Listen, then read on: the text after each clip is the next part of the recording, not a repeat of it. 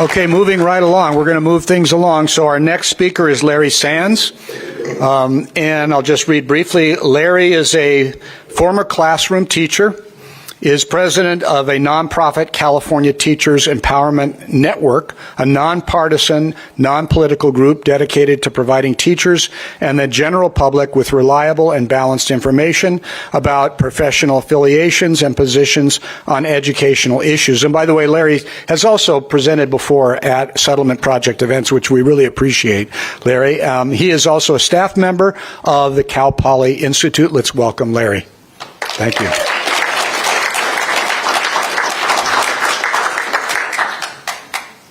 Everything you said was right. Cal Poly? That's what it says. Not me. Okay, I believe it says that. It's okay, Larry. Okay. Cal Poly Institute. What are you saying there? No. No. But thank you. Jack. Or maybe it just happened when I was coming out here. Anyway, it's always a pleasure being here, and everybody's been so upbeat. Now I'm going to depress you, okay?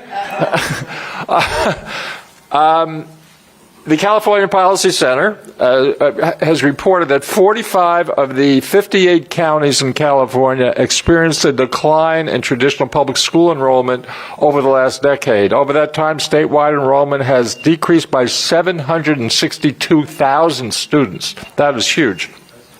Why is this happening? There are myriad reasons. I only have about 5 minutes, so I can't get into too many of them. But perhaps the biggest reason, or the most important reason, is parental dissatisfaction and disgust, exemplified by AB 1955. Yeah. I'm sure some of you know this, but anyway, this hideous legislation prevents school districts from requiring staff to inform parents if their child chooses to change their gender. No other state in the country has such a law. And it's called, I love the name, the Support Academic Futures and Educators for Today's Youth, or SAFETY Act. Great acronym. And it explicitly bans schools from enforcing any policies that mandate sharing, and I quote, any information related to a pupil's sexual orientation, gender identity, or gender expression to any other person without the pupil's consent.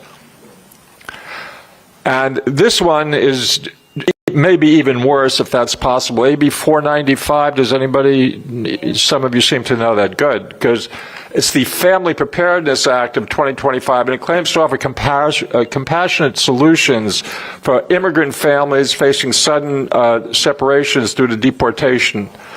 And however, critics, which include attorneys and parental rights groups and faith-based organizations, warn that it dangerously redefines guardianship, removes parent rights, and creates legal loopholes that facilitate child kidnapping. I mean, this is a bad one, folks, and it's on Gavin Newsom's desk now. For the last I heard, he will probably sign. He never did anything right in his life. Aaron Fried is an attorney and president of a group called Our Duty USA, a parent-led advocacy group, calls AB 495 a child traffickers and kidnappers' dream bill. There's no background check, no welfare check, no court oversight, no verification. All you need is a piece of paper and some form of ID with no obligation, and the adult, will be handed over to that child will be handed over to that adult who can just walk away with your child. It is literally kidnapping. In addition to the legislature, we have individual schools doing horrible things.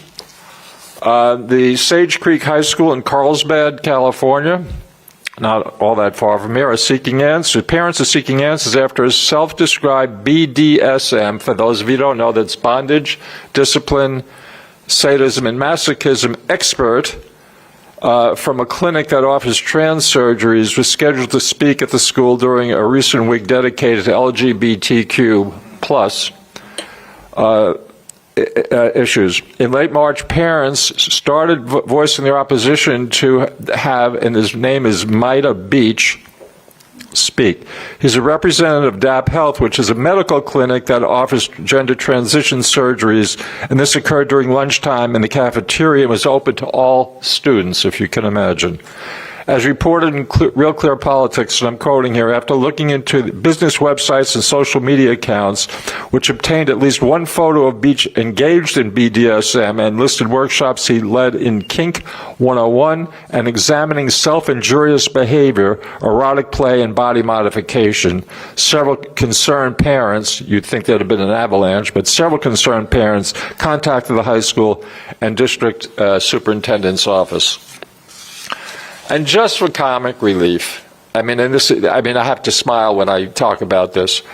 There's another law on the books that asserts that menstrual products must be distributed now in elementary bathrooms.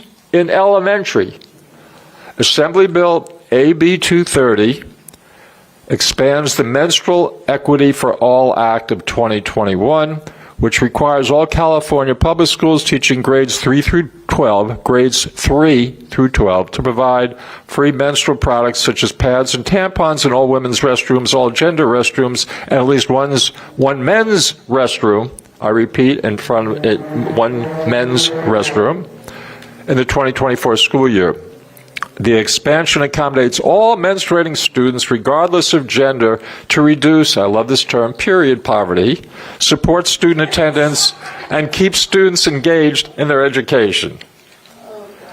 Lastly, if a parent wants to opt out of this craziness and send a kid to a charter schools, which are much more sensible, AB 84 is in the work, and I know Lance Christensen is involved in fighting this one. It would divert millions. It died.